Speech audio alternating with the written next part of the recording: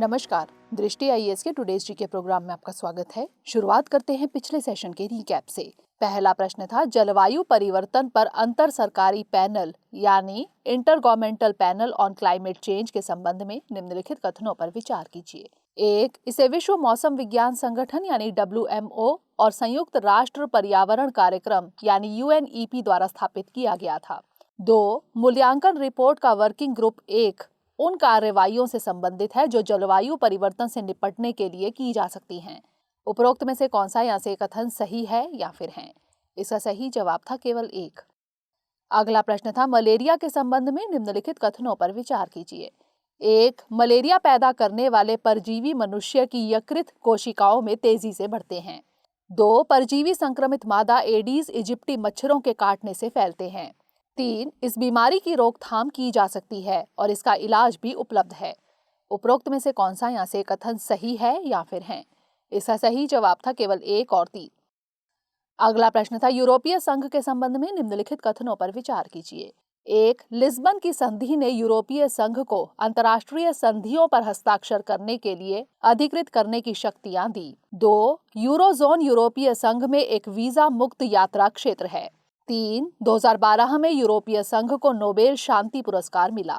उपरोक्त में से कौन सा यहाँ से कथन सही नहीं है या फिर है? इसका सही जवाब था केवल 2।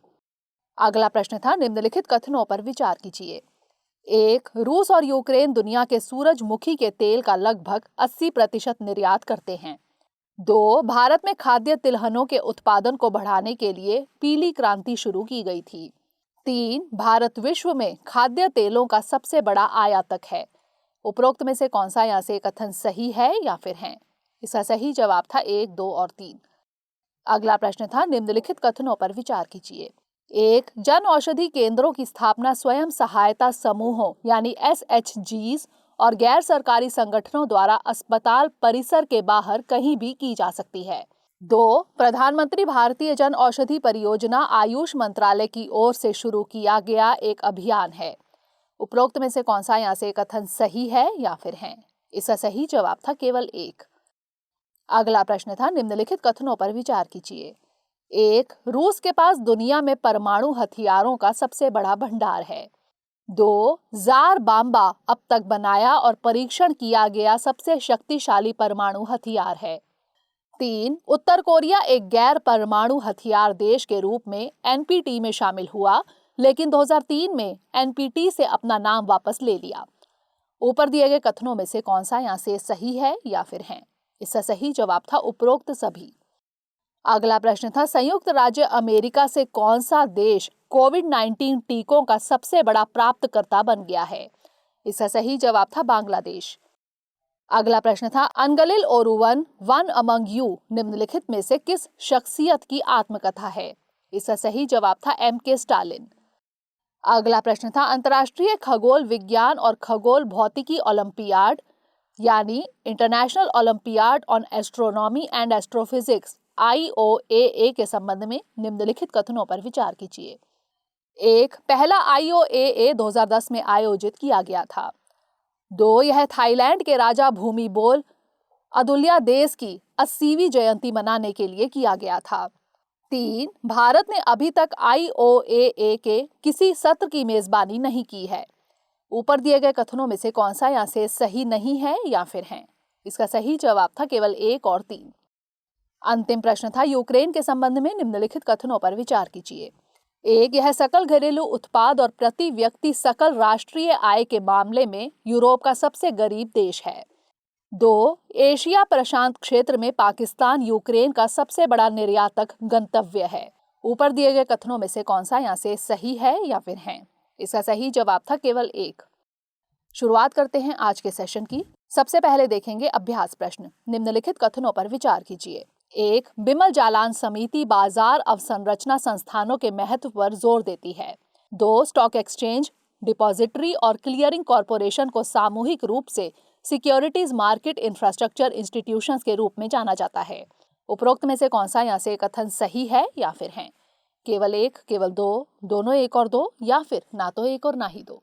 इसका सही जवाब है ऑप्शन सी, दोनों 1 और 2, यानी दोनों कथन सही हैं। स्टॉक एक्सचेंज, डिपॉजिटरी और क्लियरिंग कॉरपोरेशन को सामूहिक रूप से सिक्योरिटीज मार्केट इंफ्रास्ट्रक्चर इंस्टीट्यूशंस यानी MII कहा जाता है। अतः कथन 2 सही है। बिमल जालान समिति 2010 के अनुसार ये संस्थान देश के वित्तीय विकास के लिए महत्वपूर्ण है। अतः कथन 1 सही है। भारत में स्टॉक एक्सचेंज एक बाजार के रूप में कार्य करता है जहां स्टॉक, बॉन्ड और कमोडिटी जैसे वित्तीय प्रपत्रों यानी फाइनेंशियल इंस्ट्रूमेंट्स का कारोबार होता है। डिपॉजिटरी ऐसे संगठन, बैंक या संस्थान हो सकते हैं जो प्रतिभूतियां रखते हैं और प्रतिभूतियों के कारोबार में सहायता करते हैं। क्लियरिंग कॉरपोरेशन किसी स्टॉक एक्सचेंज से संबद्ध एक संगठन या इकाई होती है जिसका प्राथमिक उद्देश्य लेन देन की पुष्टि, निपटान और वितरण की निगरानी करना है। तो इस तरह इस प्रश्न का सही जवाब है ऑप्शन सी, 1 और 2 दोनों। हमारे वीडियो अंग्रेजी में देखने के लिए फॉलो करें हमारा ही दूसरा YouTube चैनल दृष्टि IAS इंग्लिश। आज के सेशन का पहला प्रश्न है, निम्नलिखित कथनों पर विचार कीजिए। 1. यूरोपीय संघ के सभी संस्थापक सदस्य नाटो के सदस्य हैं। 2. अनुच्छेद 5 में कहा गया है कि यदि गठबंधन के किसी सदस्य पर हमला किया जाता है तो इसे सभी सदस्यों पर हमला माना जाना चाहिए। 3. नाटो के अनुच्छेद 5 को कभी लागू नहीं किया गया। उपर्युक्त कथनों में से कौन सा यहाँ से सही है या फिर है? केवल 1 और 2, केवल 2, केवल 2 और 3 या फिर 1, 2 और 3? इसका सही जवाब है ऑप्शन ए, केवल 1 और 2। अमेरिकी सीनेट रिपब्लिकन माइनॉरिटी लीडर ने कहा कि अगर स्वीडन और फिनलैंड तैयार और इच्छुक हैं तो उन्हें नाटो में शामिल हो जाना चाहिए। उत्तर अटलांटिक संधि संगठन यानी नाटो उत्तरी अटलांटिक संधि द्वारा स्थापित एक सैन्य गठबंधन है। यूरोपीय संघ के सभी संस्थापक सदस्य यानी Belgium, France, Italy, Luxembourg, Netherlands, पश्चिम जर्मनी नाटो के सदस्य हैं। अतः कथन 1 सही है।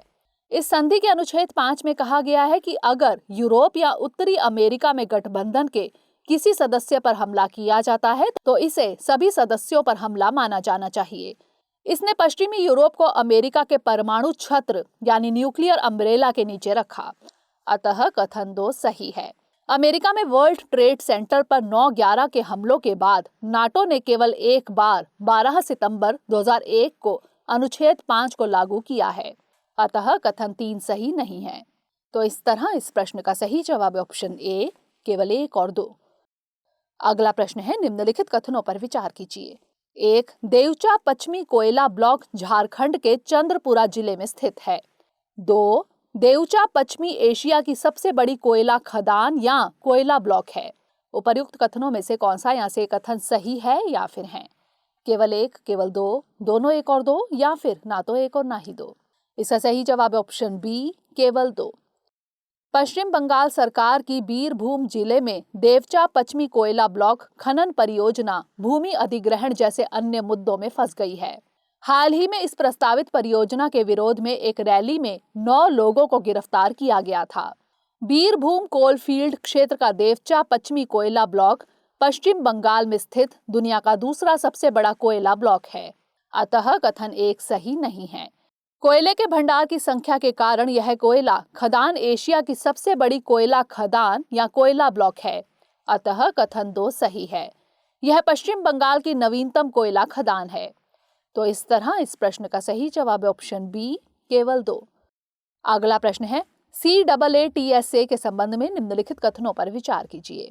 1. यह संयुक्त राष्ट्र का एक प्रस्ताव है जो ईरान, रूस और उत्तर कोरिया पर प्रतिबंध लगाता है।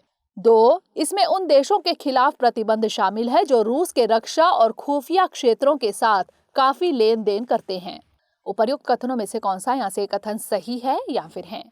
केवल 1, केवल 2, दोनों 1 और 2 या फिर ना तो 1 और ना ही 2? इसका सही जवाब है ऑप्शन बी, केवल 2।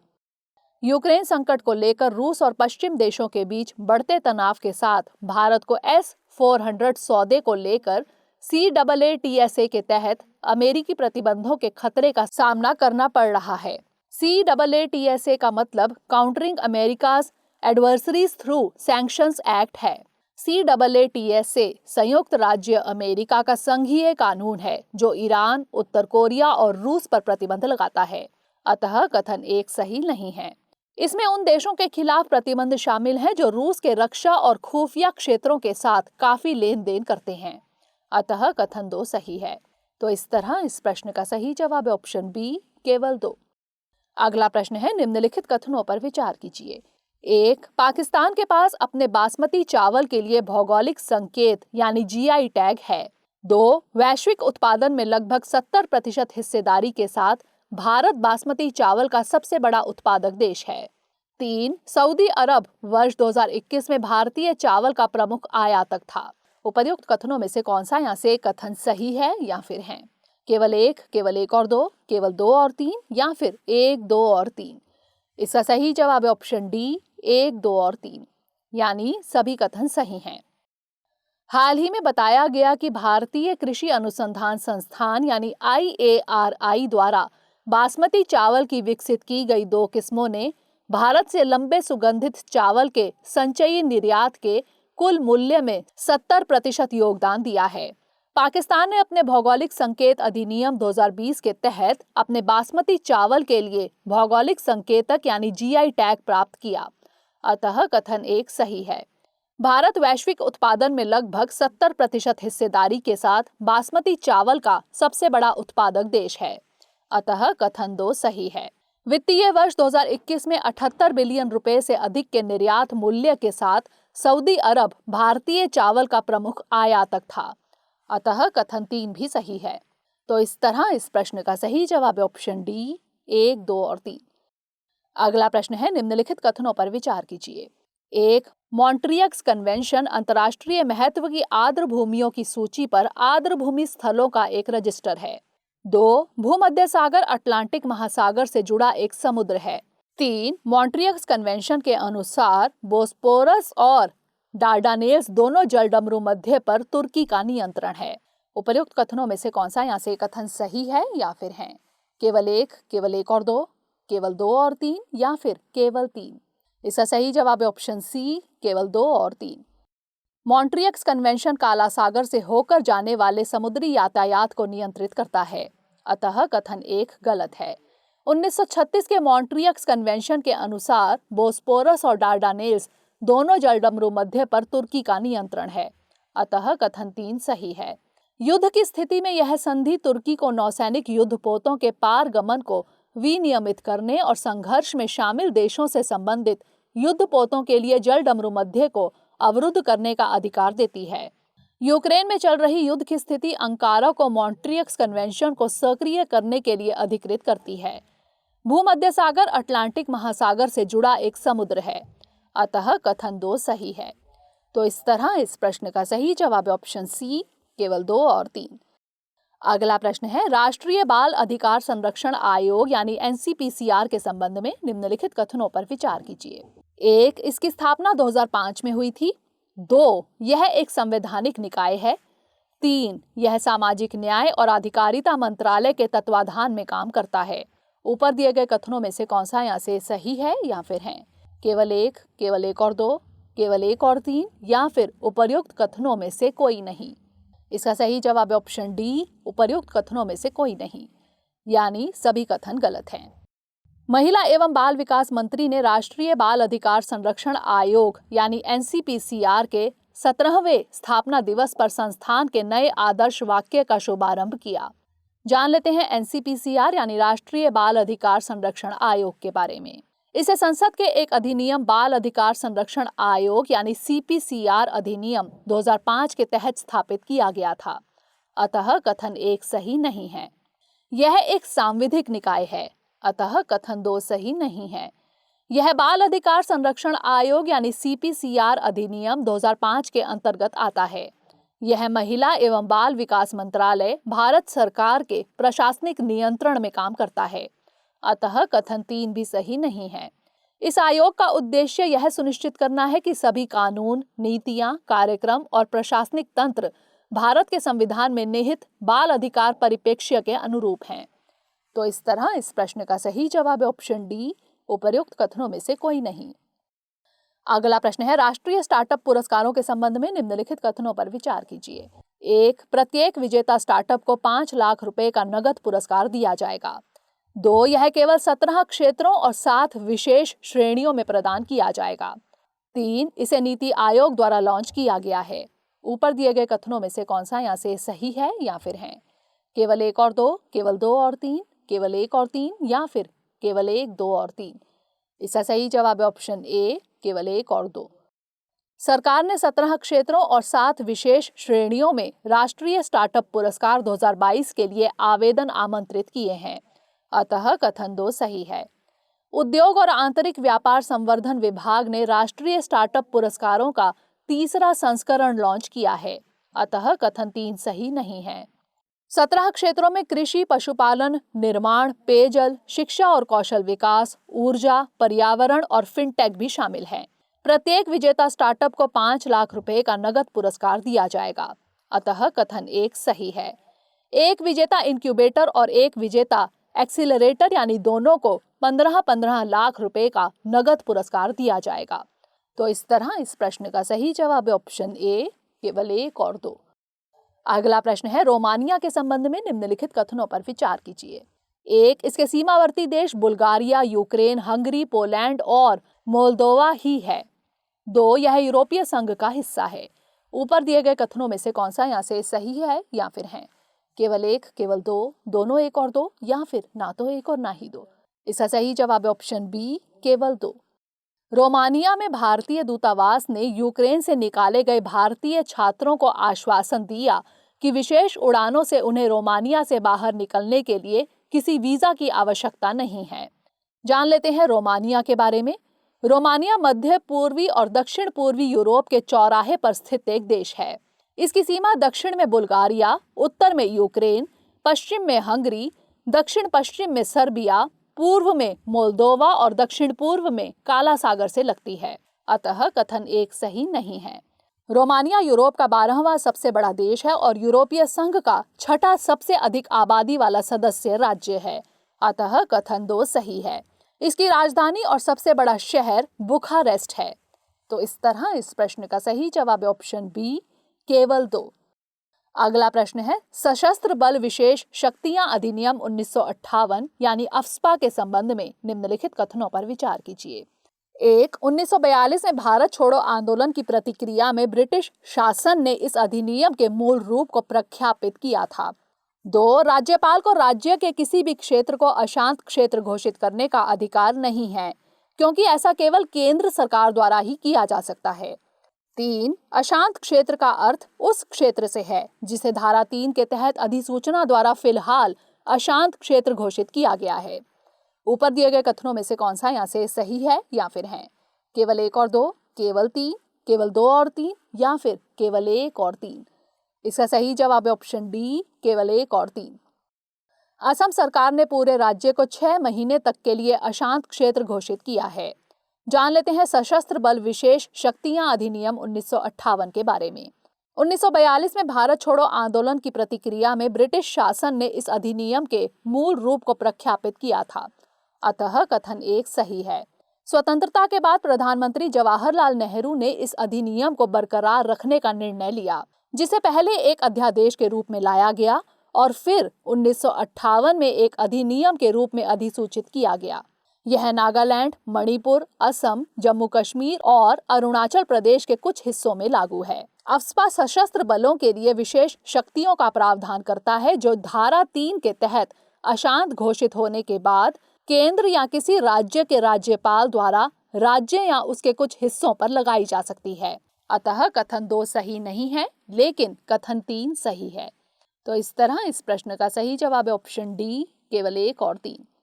अंतिम प्रश्न है, आईपीसीसी छठी मूल्यांकन रिपोर्ट के दूसरे भाग के निष्कर्षों के संबंध में निम्नलिखित कथनों पर विचार कीजिए। 1, 25 डिग्री सेल्सियस का वेट बल्ब टेम्परेचर इंसानों के लिए बेहद खतरनाक है, जबकि 31 डिग्री सेल्सियस के तापमान में लगभग 6 घंटे से अधिक समय तक टिका नहीं रहा जा सकता है। 2, अधिकांश देश 25 से 30 डिग्री सेल्सियस के अधिकतम वेट बल्ब टेम्परेचर का अनुभव करते हैं। ऊपर दिए गए कथनों में से कौन सा यहाँ से सही नहीं है या फिर है? केवल 1, केवल 2, दोनों 1 और 2 या फिर ना तो 1 और ना ही 2? इसका सही जवाब है ऑप्शन ए, केवल 1, यानी केवल दूसरा कथन सही है।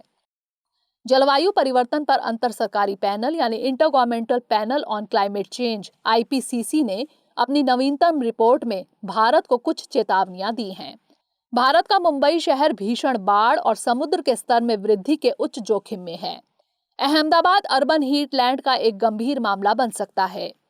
चेन्नई, भुवनेश्वर, पटना और लखनऊ सहित कई शहर गर्मी और उमस के खतरनाक स्तर के करीब पहुंच रहे हैं। यह रिपोर्ट वेट बल्ब टेम्परेचर का जिक्र करती है।